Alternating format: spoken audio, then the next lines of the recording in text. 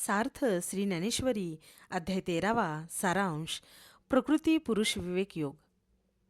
या अध्यायात मानवी देहाचा व हा देह ज्याच्या सत्तेने चालतो त्या पुरुषाचा विचार केला आहे. यालाच क्षेत्रज्ञाचा विचार असे म्हणतात. प्रारंभी श्री सद्गुरूंना वंदन करून विषय प्रतिपादनास सुरुवात केली आहे. या शरीराला क्षेत्र का म्हणतात, ते कसे आहे, त्यावर सत्ता कोणाची आहे, हे ज्ञान प्रत्येकास असणे आवश्यक आहे. ब्रह्मदेव शंकराने देखील याचा निर्णय लावण्याचा प्रयत्न केला, पण देव म्हणतात या शरीरावर सत्ता कोणाची याचा अद्याप निश्चित निर्णय झालेला नाही.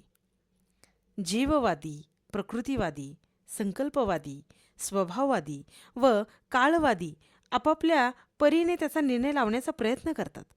पण शरीर नक्की कसे, त्यावर सत्ता कोणाची, हे त्यापैकी कोणालाही कळले नाही.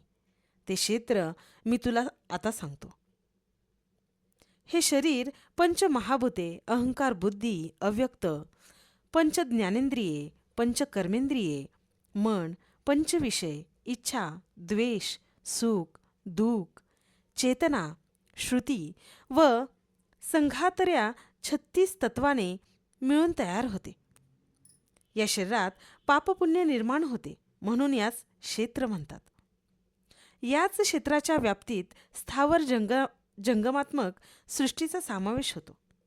याचे ज्ञान होण्यासाठी तपी, योगी, मुनी, वेदाध्ययनी प्रत्येकांची पराकाष्ठा करतात. या ज्ञानाचे शब्दाने वर्णन करता येत नाही. हृदयात ज्ञान उत्पन्न झाले की इंद्रियांच्या क्रिया पालटतात. आता त्यांची लक्षणे सांगतो, ऐक.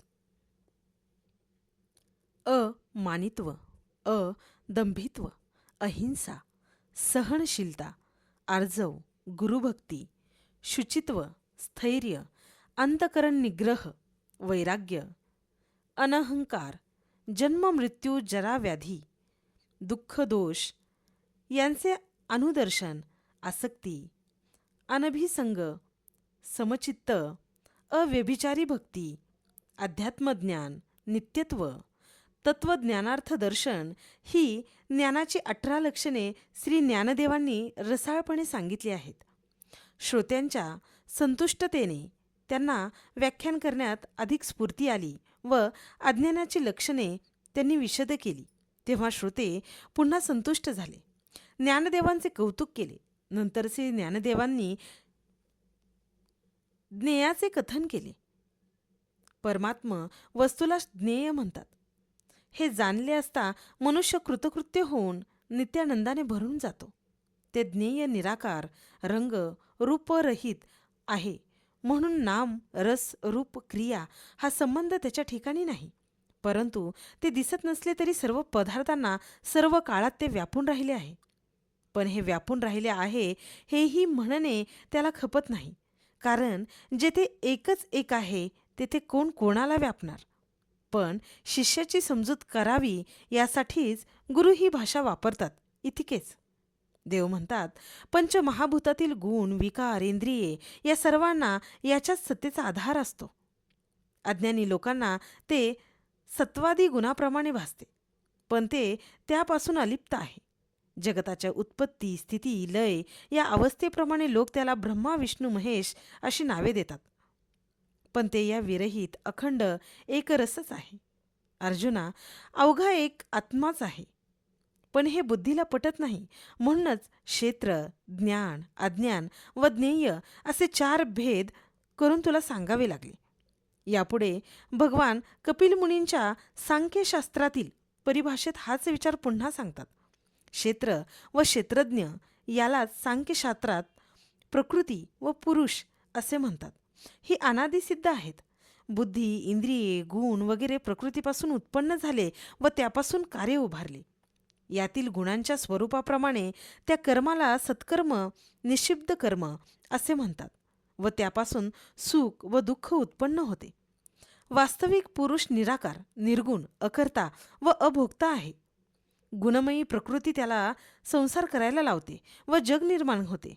वास्तविक पुरुषाला जन्म व भोगणे नाहीच. प्रकृती पुरुषाचा यथार्थ विचार जो जाणतो तो नित्यमुक्त असतो.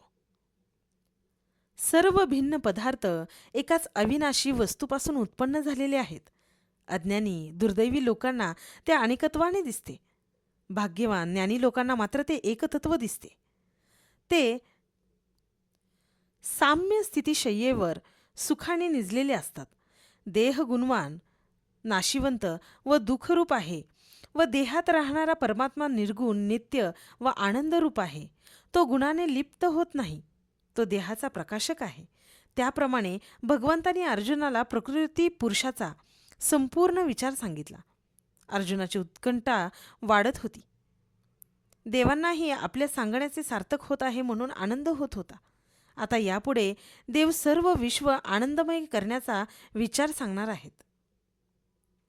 श्री ज्ञानदेवांना व्याख्यान करण्यात अधिकच स्फूर्ती आली व त्यांनी प्रतिज्ञा केली की माझ्या या सांगण्याने संपूर्ण जगताला परमात्म्याचा साक्षात्कार होईल.